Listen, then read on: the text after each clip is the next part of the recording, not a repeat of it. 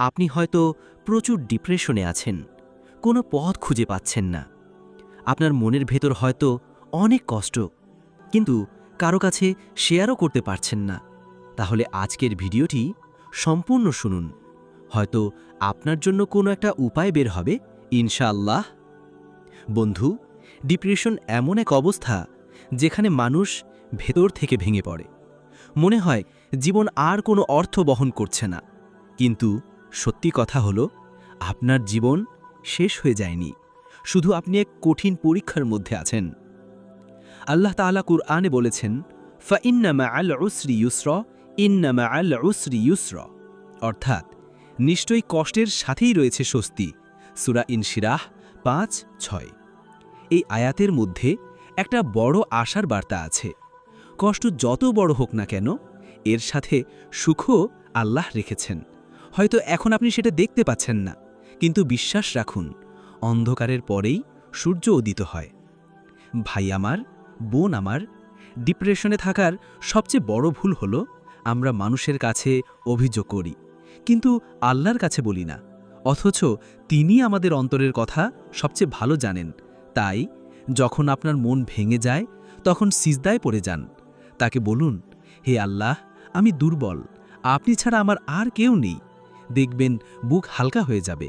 রাসূল সাল্লাল্লাহু আলাইহি ওয়াসাল্লাম বলেছেন, আস-সাবরু ইনদা সাদমাতিল উলা, অর্থাৎ সমস্যার প্রথম মুহূর্তে ধৈর্য ধরাই হল প্রকৃত ধৈর্য।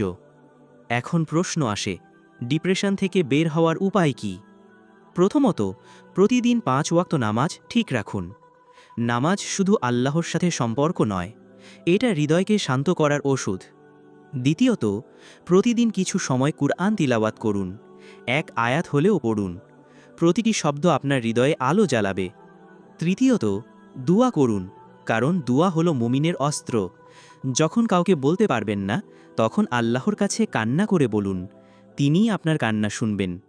আরেকটি গুরুত্বপূর্ণ বিষয় হলো শুকরিয়া আদায় করা। আপনার যত কষ্টই থাকুক না কেন, আল্লাহর দেওয়া ছোট ছোট নিয়ামতগুলোর দিকে তাকান। আপনি হাঁটতে পারছেন, নিঃশ্বাস নিতে পারছেন, পরিবার আছে, এইসবই বড় নিয়ামত।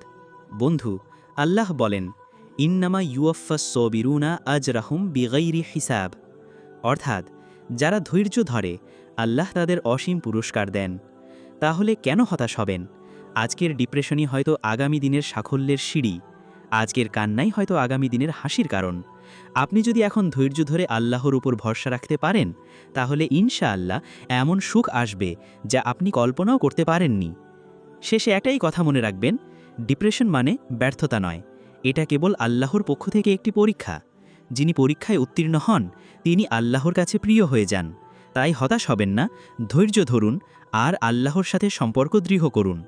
আল্লাহ আপনাকে সঠিক পথ দেখাবেন, আপনার মনের সকল কষ্ট দূর করে দিবেন ইনশাআল্লাহ।